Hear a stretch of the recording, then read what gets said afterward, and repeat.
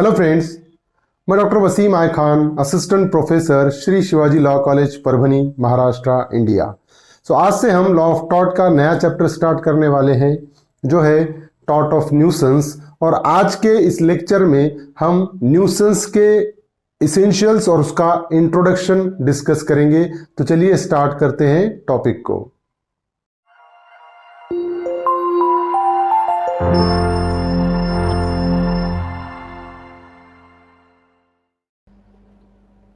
Tort of nuisance and it's essential आज के इस लेक्चर में हम डिस्कस करेंगे।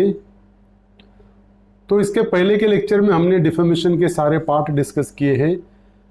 आज इसेंशियल्स ऑफ न्यूसेंस हम डिस्कस करने वाले हैं। Introduction of nuisance. The word nuisance is derived from the French word nuter and Latin word nocere, which means to do hurt और to अनॉय।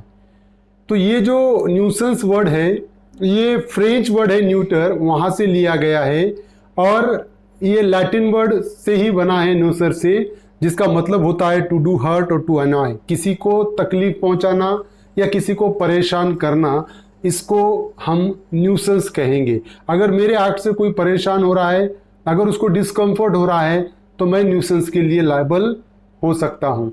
It is an act or omission interfering with the right of another to enjoy some property, causing damage or physical discomfort. तो ये मेरा कोई ऐसा act या मेरी कोई act करने की ड्यूटी है और मैं वो नहीं करता हूं, दोनों सिचुएशन में अगर ये मेरा एक्ट किसी के राइट जो है उसका प्रॉपर्टी को एंजॉय करने का, उसके उस राइट में अगर इंटरफियरेंस करता हूं, मैं उसमें मदाखिलत करता हूं, तो उस सिचुएशन में अगर मेरे एक्ट के वजह से, मेरे इंटरफियरेंस के वजह से अगर उसको कोई नुकसान होता है या फिजिकल डिस्कम्फर्ट होता है, तो मैं न्यूसेंस के लिए लायबल रहूंगा, चाहे वो मेरा एक्ट हो या ओमिशन हो। तो हर एक पर्सन का राइट टू इंजॉयमेंट ऑफ इस प्रॉपर्टी है। अगर मेरी प्रॉपर्टी है तो उस प्रॉपर्टी को एंजॉय करने का मेरा राइट है। सेम सेंस में अगर आपकी प्रॉपर्टी है तो आपको आपके प्रॉपर्टी को एंजॉय करने का राइट है। तो कोई भी पर्सन आपके इस राइट में इंटरफियरेंस कॉज नहीं कर सकता, आपको डैमेज नहीं पहुंचा सकता। अगर वो पहुंचाएगा तो आप उसके अगेंस्ट में न्यूसेंस के लिए सूट फाइल कर सकते हैं। अब हम डेफिनेशन की तरफ मूव करते हैं। न्यूसेंस की डेफिनेशन क्या है? विनफील्ड ने डिफाइन किया न्यूसेंस को। वो डेफिनेशन है, a nuisance may be described as unlawful interference with a person's use or enjoyment of land or some right over or in connection with it. So Winfield ने describe किया nuisance को as unlawful interference. अगर कोई unlawfully interfere करता है, किस चीज में अनलॉफुल इंटरफियरेंस है?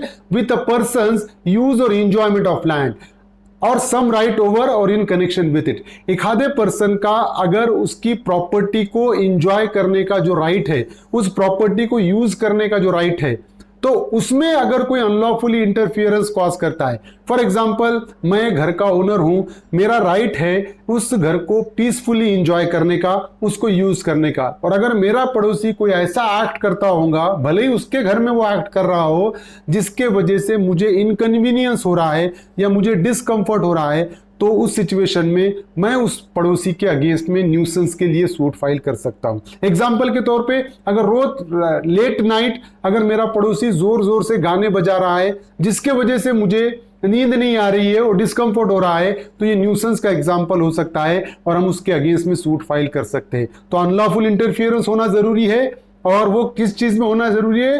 Right to use or enjoyment of land में। तो ये होगा nuisance according to Winfield. Pollock defines the term nuisance. Nuisance is the wrong done to a man by unlawfully disturbing him in the enjoyment of his property, in some cases in the exercise of common right. तो nuisance क्या है Pollock के हिसाब से?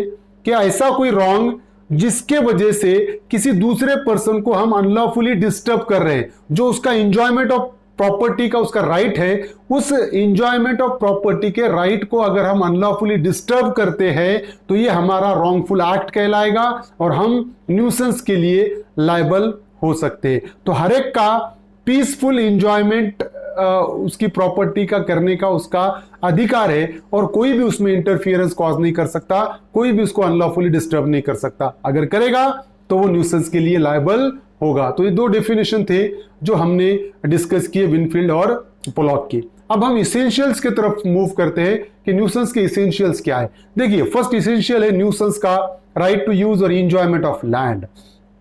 तो ये पहला essential है कि कौन पर्सन सूट फाइल कर सकता है न्यूसेंस के लिए?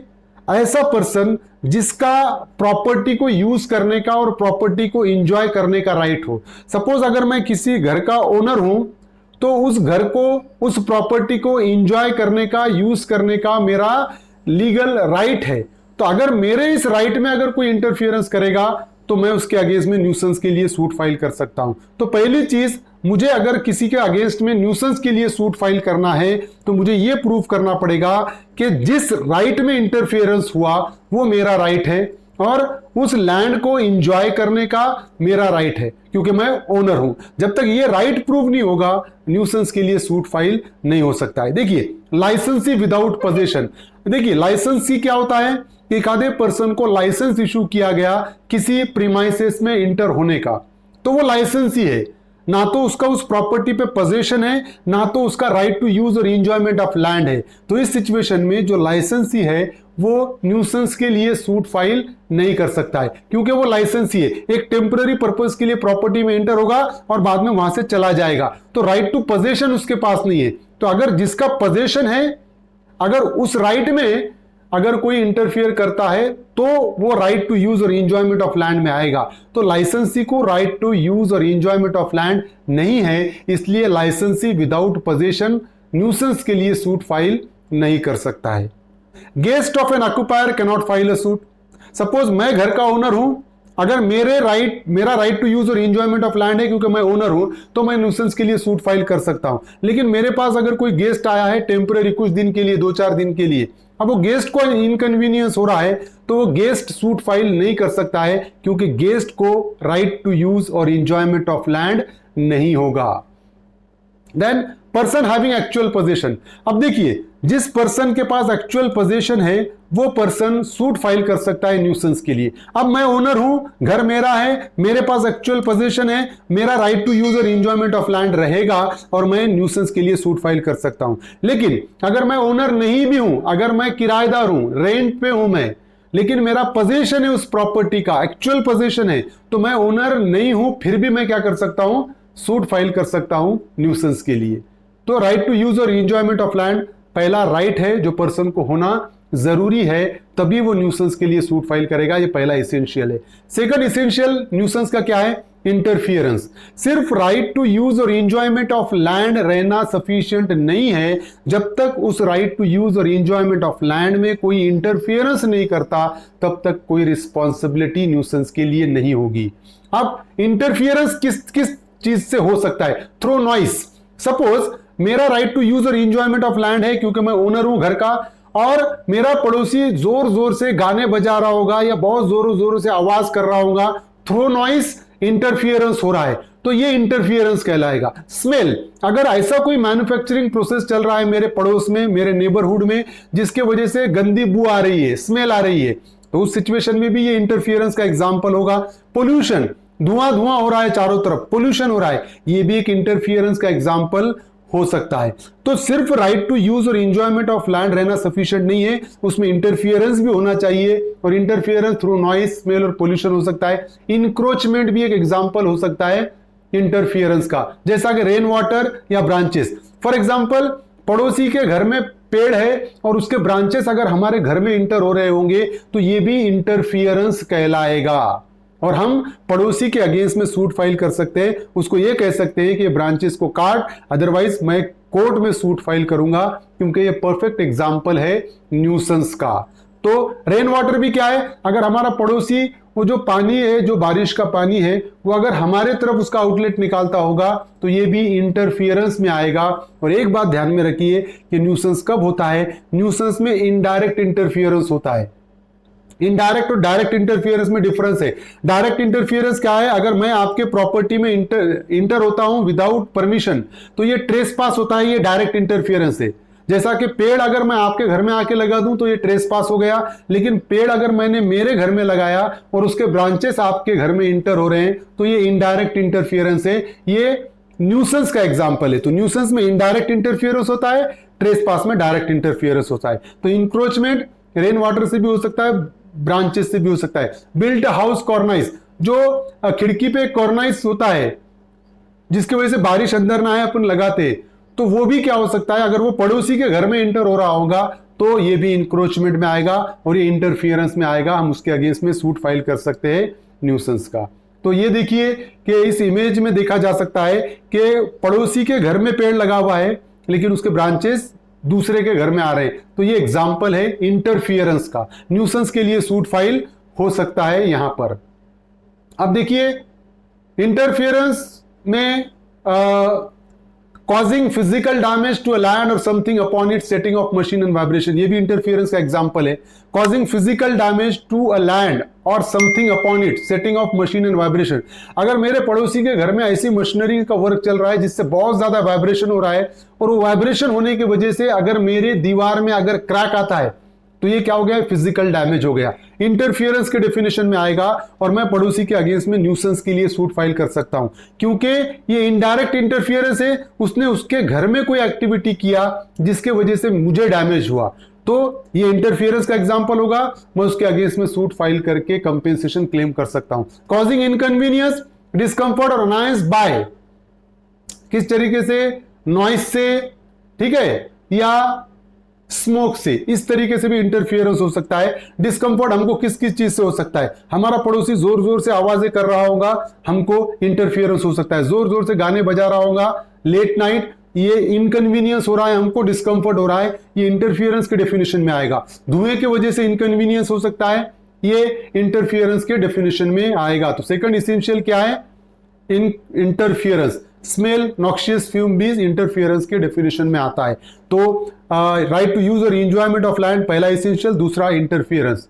And the third essential is the interference must be unreasonable. बात ध्यान में रखिए कि सिर्फ इंटरफियरेंस ही सफिशिएंट नहीं है, वो इंटरफियरेंस जो हो रहा है वो अनरीजनेबल होना जरूरी है।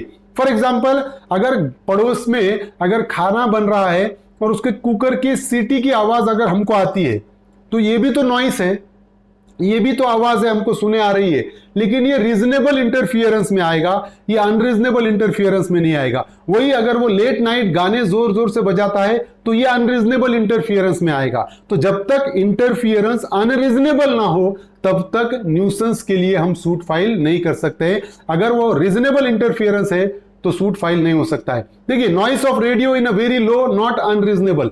अगर एक हमारा पड़ोसी रात में बहुत कम आवाज में अगर रेडियो पर गाने सुन रहा होगा तो ये रीजनेबल इंटरफियरेंस में आएगा, ये अनरीजनेबल नहीं आएगा। अगर वो डीजे में गाने बजा रहा होगा तो डेफिनेटली वो आएगा अनरीजनेबल इंटरफियरेंस में।